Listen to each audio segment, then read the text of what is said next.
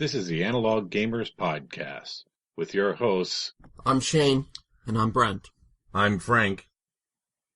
Welcome to our podcast. Today we're talking about cooperative games. And our conversation is going to start with what's the difference between cooperative games and team games. So we were talking about this just before we turned the mic hot. So Frank, you were explaining kind of what some of the differences are between co-op and team games. So can you dig into that a little bit? Okay, so the difference is what your opponent is, primarily in my mind. In a cooperative game, you have all of the players playing together against the game, against a system which is inanimate. It's not going to do anything creative. It's not going to surprise you. Some people have described them as more puzzle-like because you know there's a solution. You just got to find the solution. As opposed to a team game, you are working a group of people against another group of people. Sometimes that one team is only one, and we'll talk about some examples of that later. But the person or team that you are playing against may come up with a creative solution to a problem that you've created for them in the game strategy. They may do something completely unusual because it's somebody you haven't played with before, so it's completely out of the box, and you didn't know that was coming, was opposed to where you're playing against a system where you pretty much, especially if you've played the game a couple of times, you pretty much know all of the difficulties that are going to be thrown at you. It's just a matter of what's the best sequence of events to get them done. And that sounds very puzzle-like, although certainly a lot of co-op games, in my mind, they don't feel puzzle-like at all. They feel like a game. I'm not a big puzzle fan. So to break down co-op, you're playing, everybody at the table plays against the game. Whereas a team game, you're playing against other players, even though the game is playing a main role in that. Well, the game's playing, it's a team game and is almost like a two-player game. I mean, in that the board game plays the same role as in a two-player game. It provides the setting and the rules. But for a team game, you just have multiple players on each side, typically with different roles. I mean, there's a team versus team game. In fact, for either one, a co-op game or a team versus team game, you typically have to have something like roles, different powers, variable player powers, so that each player has something slightly different they could do. Otherwise, it's playing a two-player game with multiple people on a side, think about what we talked about in party games, playing Trivial Pursuit as teams. That could, if it's team versus team, it's a two-player game. But because, Brent, you know literature better, and I know science better, and Shane knows whatever it is he knows better than we do. Oh, yeah, sports, that's it. Soccer, at least. We each have quote-unquote variable player powers, in a sense, because we each bring something different to the table. Gotcha. I think this breaks down, though, especially when it's a one versus a team. A Fury of Dracula, for example, I would still consider that a co-op game. The person playing Dracula is one person playing four different players. That one person isn't part of the team. He's not going to be a team, and he's not going to have the same rules as the rest of the game. He's following a very different mechanic than the players are in that game. And so I would describe that more as a co-op with a storyteller than anything else.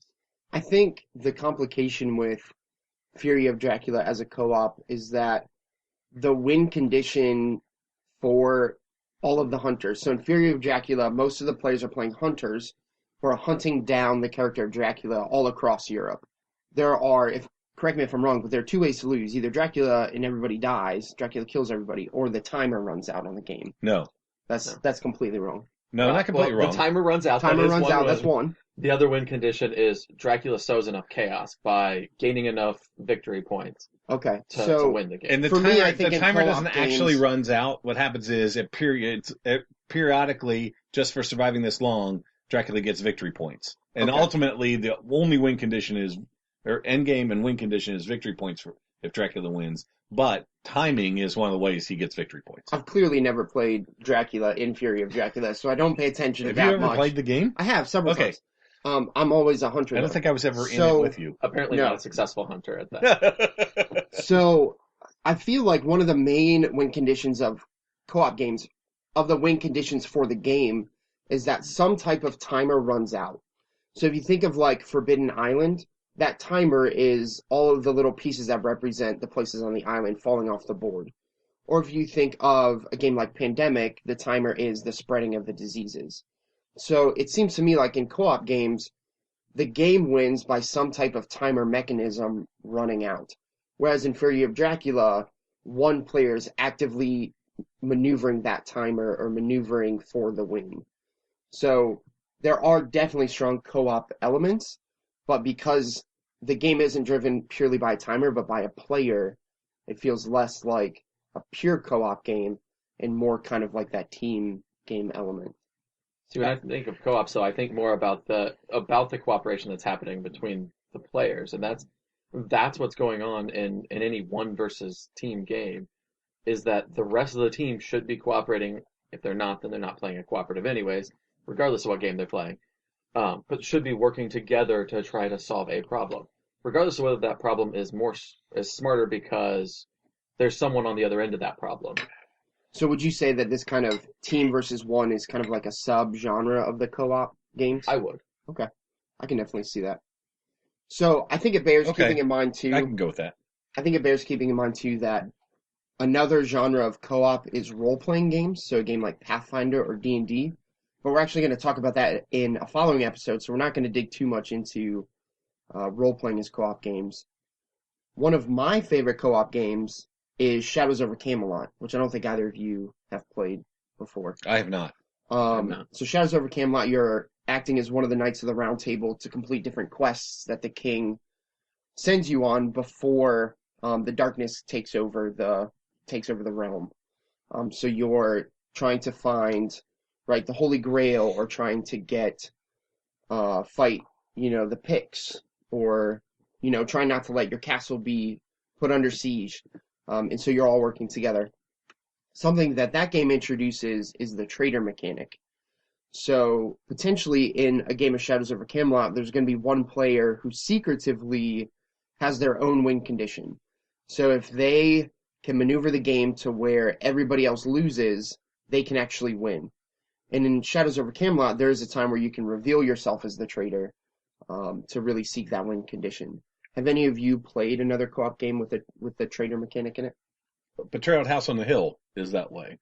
The difference is, if I understand Shadows of Camelot, the traitor knows they're the traitor at the beginning of the game. Correct.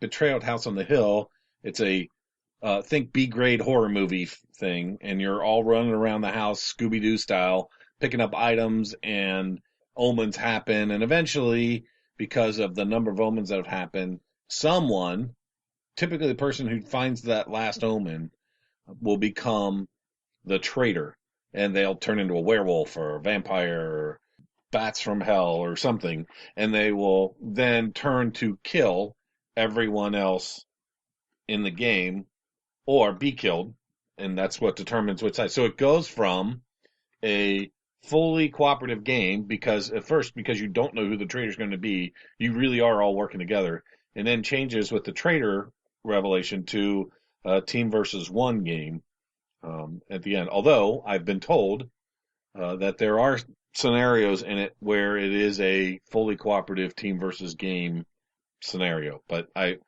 think I have like 7 plays of Betrayal House on the Hill under my belt, and so I certainly have not even tapped very deeply into all of the scenarios that are possible. And one I have played twice, actually, against the odds, because there's like 70. So we all have co-op games on our shelves, or we've at least all played quite a few co-op games. What do you think the role of co-op games is within kind of your game experience or your game group? So why do we think co-op games are worth having and worth playing? What do you think, Brent? So I think co-op games are great, especially for a group of players that they work great as a gateway game. They're a group of players who might not know either the game or have time to learn the game or have played many games before. Because as long as you have one person in there who's willing to guide or willing to lead that through, then they're going to be okay. Everyone's going to get the rules. They might screw up a couple times and you have to forgive a couple mistakes, but because everyone's working together and there's not much that's being held to each person, you can work them through the rules while playing. Yeah, I think one of the dangers I've seen in co-op games is you have that one person and they kind of take over the entire game, and everybody else just kind of becomes they're just moving their pieces around, whereas that one person's making all the decisions for them, which for some people, they never wanted to play the board game and they got stuck playing it with all their friends, so they're okay with that. Yeah. But I think that's definitely one of the dangers that I've seen with co-op games is one person kind of takes control and starts moving everybody else around. There have been some co-op games recently that have tried to dodge that by doing one of two things, either making the player powers very widely different and or creating time pressure on the players so you don't have the time to have the discussion where if I'm being the dominant gamer, we talk about it and then I make the decision. The idea being that because it's happening so fast, everybody has to be thinking about their next move during other people's turns, so one person can't react fast enough. There's a game, Flashpoint Fire Rescue, and that game does that very well and is considered a very good game for the co-op genre. I think the other really good thing about co-op games is, yes, you can bring a new player along, and the strategy of we all have to work together helps people encourage them in the game rather than, here, I taught you the game, now I'm going to beat the heck out of you. But the other thing is it helps with, and I mentioned this in one of the other episodes, it helps with kids who have trouble with losing. Or adults for that matter. That's true. Yeah, I think I've, played with some people before, not in any of my main game groups, but who aren't good at losing, and they get very frustrated. And so to provide a good experience for them, I think co-op games are good because although sometimes you lose as a team, like Pandemic, I think I've lost 80% of the time that I've played that game. Yeah. At least it wasn't one player that lost or one player that got put down, because I feel like most of the time you want to be better or at least as good as all the other players at the table. So in a co-op game, you kind of feel like you're a part of that. Yeah. And there's no best or worst players. And there's no biggest loser. Yeah, there's no biggest loser. And so when you lose against a game, it's kind of frustrating because you're like, I just lost to this cardboard square. But, at least we all lost together. So I think that's a great part of a co-op. Go ahead. You were talking, I wanted to bring up for you, you were talking about games that have been doing it lately. Magic Maze. I haven't played that at all. But you were talking about it last time we were together, and how it was a co-op game where you didn't get to talk to each other. So it was a different kind of mechanism there. Yes, it is. And certainly without the ability to talk, one person can't dominate. The only means of communication. So in Magic Maze, each player is playing not really a person. They're playing like an action. So if you got 4 players, player A can move north, player B can move south, C east, and D west. And then there's some special actions too that certain squares allow you to teleport, but only one player can do that. So all 4 players are manipulating all 4 pawns on the board. It's just that if I need to go north, player A needs to, if that pawn needs to move north, player A has to do it. And they're the only person who can do it. So, and the only way to communicate, to coordinate, is there's this giant pawn that you put in front of somebody that says, there's something on the board you need to do now. And that's the only means of communication that there is. It's timed. And that's where the pressure in the game comes from. It's from the fact that you are timed. And there are actions that let one player reset the timer. If the pawn goes to a certain couple of spaces on the board. I don't like speed games, so it wasn't for me, but it does illustrate what you're talking about, where there are ways to avoid having a dominant gamer in the group. And it's a different kind of co-op game. I mean, it is very still all different. working together, and you all still want the same goal, but you're not cooperating actively. It's really popular. Some people in our game group have really liked it. It's just depends on what it is. The other place that co-op games are really beneficial is if you have somebody in the group who really doesn't like direct conflict. Now, not every 4-player game that's a traditional game, not traditional in that sense, but every 4-player game that has people in competition does not mean they're in conflict. So there are games like war games where you really are trying to tear each other down. That is the goal, is to beat down other people. But there are some games that are race games, either literally or metaphorically, that where you're not beating somebody down. Some people can handle that. Some people, I've played with players who, even if all the confrontation is, I took that action so you can't, would struggle with that because, and that's a really good case for a co-op game in that kind of situation. I don't know if you guys have played with somebody like that. I have. I was just thinking, you were talking about the Magic Maze and nobody could talk, and I was thinking that's why last game day was so quiet. I don't think I've ever been to a game day that was that quiet. So I enjoyed being on the other table while that game was being played because we could think and hear each other. So that was fantastic. But yeah, I think co-op games, there's definitely a completely different dynamic at the table than there is in other games. It is really, really great for, as we said, people who either get frustrated very easily, but it's also really great when you're bringing a game to the table with people that, you kind of want to get to know better. And this provides a way to get to know them that you may not encounter in everyday life. Right? So everyday life, you get together with friends, you drink coffee, you talk. In this, you are put in direct conflict and have to solve issues together, which I will tell you, my wife and Jenna and I approach issues very, very differently.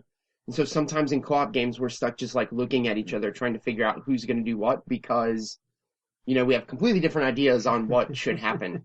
And it doesn't happen often, and it's not necessarily conflict, but it definitely brings about decision-making that some of those more classic European-style games don't allow for.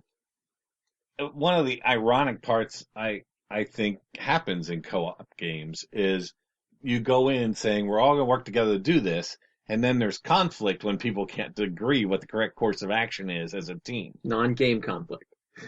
Yes, non-game conflict. What do you mean by non-game conflict? It's not a conflict encouraged or developed by the game. It's a conflict between the people. Just between the people. Outside of the game on what they're going to do in the game. Yes. Okay. I see what you're saying. Yeah, exactly. That's exactly right. And you brought up Betrayal at House on the Hill and how that's kind of like a B grade horror flick.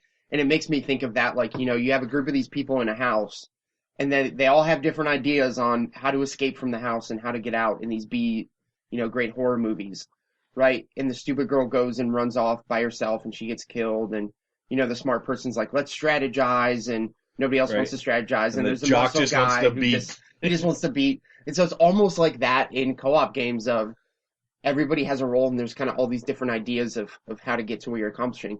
So there almost is that conflict of how as people are we going to approach this game that encourages cooperation, but we're going to have some conflict anyway. So how do you guys solve that? I haven't run into it too much. I think one of the solutions, as we talked about, is kind of that one dominant player just taking over. I don't think that's a good solution, but I think it's a solution I've witnessed several times. I think it's a natural solution. It's not a good one, but it's an easy one to fall into. Yeah. I think another solution is you kind of let each person make their character's decisions and see what happens. And sometimes that's successful and sometimes it's not. I think the great thing with co-op games is every time I've lost a co-op game, everybody around the table's like, let's do it again, right? They want to try and attack it again because they feel like they have a better understanding or better solutions for next time. So I think part of it is losing a single co-op game so that you can kind of learn the game better and learn how to approach and attack it better. What do you think, Brent? So I haven't run into it a whole lot more because I do take the approach where I try to get everyone around the table to, if it's not going well, we're not communicating well, everyone just do your own thing and we'll figure it. And I do that more by leading and saying, you just told me something.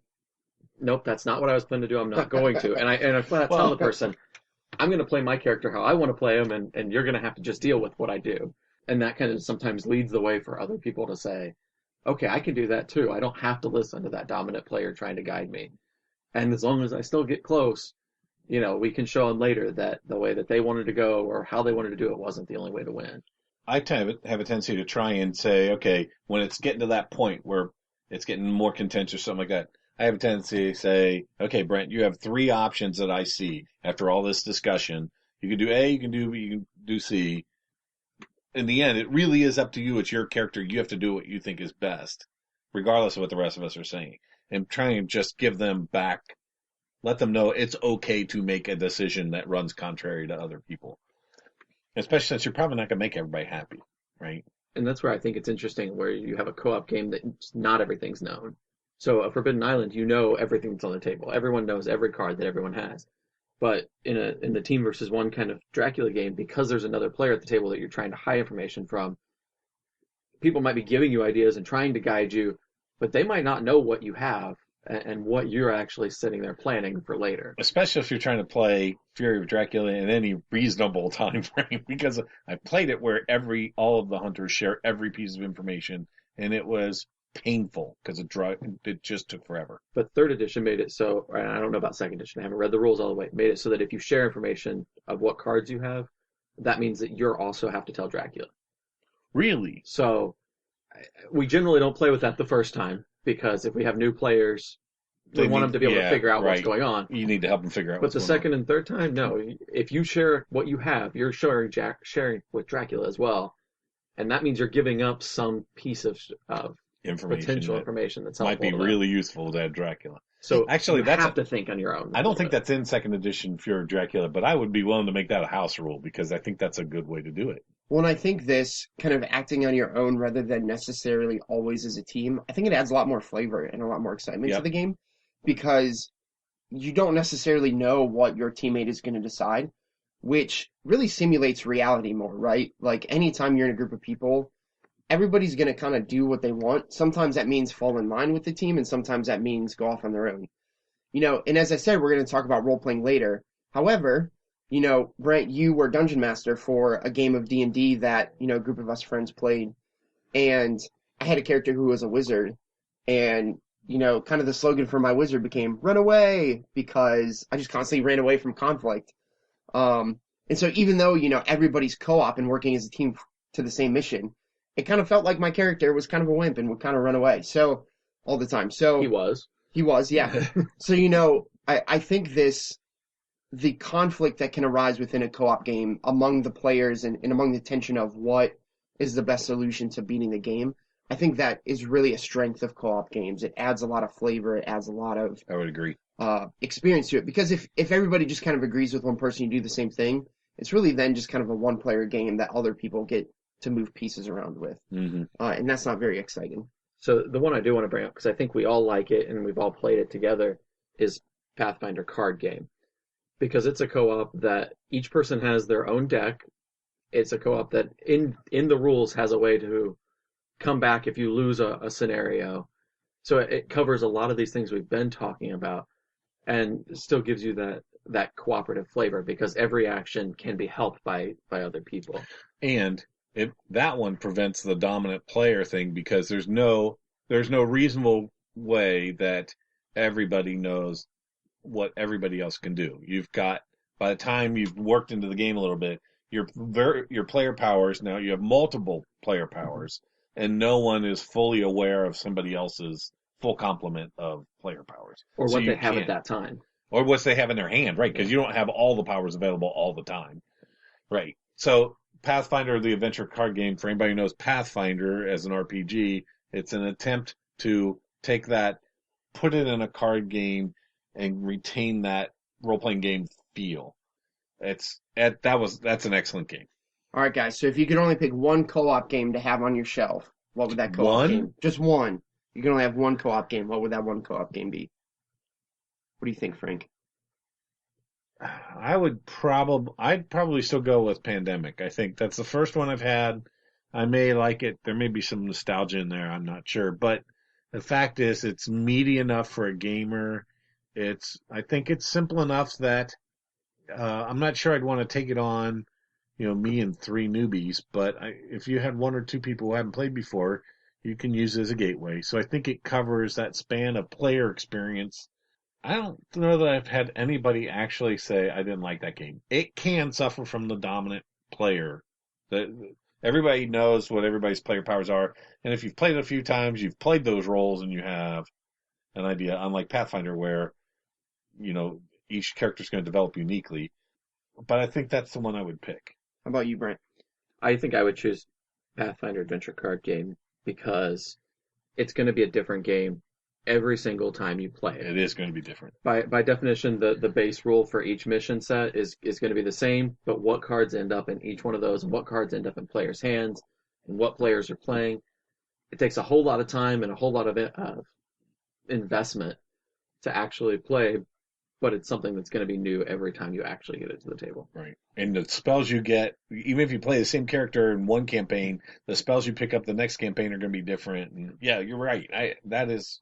Yeah, absolutely. For me, if we're talking about the youth group game shelf, Oh, I think so he's going to pick two. I'm going to pick two. I'm going to cheat. pick I'm going to two. cheat. I would say Forbidden Why you Island, went last. which we've actually bought for the youth group. Brent, you and I have played that with youth group kids before, and they love it. For me, even though evidently I don't know the rules, I would pick Fury of Dracula, just because I love the theme so much. I think in later editions they've balanced mechanics very well, and I just really enjoy the kind of team versus one player aspect and the co-op, but also competitive nature of that game. I think the merger of those two within that game, I think, is really, really good. So sorry for being a cheater with picking two games. What I will say is I'm really glad that I don't actually have to hold myself to one. Yeah. So I would not like that. the greatest thing about being a board game collector and player is that you're only limited by your budget And your shelf space. and your shelf space. So for all of those of you out there who love games, make more money and get more shelves. And that's our conclusion for today. So thanks for listening, and we'll see you next time. This has been the Analog Gamers Podcast. You can find us at theanaloggamers.libsyn.com. You can email us at theanaloggamers@gmail.com or find us on Facebook as The Analog Gamers. The Analog Gamers Podcast is licensed under attribution, no commercial, non-derivative, Creative Commons 3.0 license.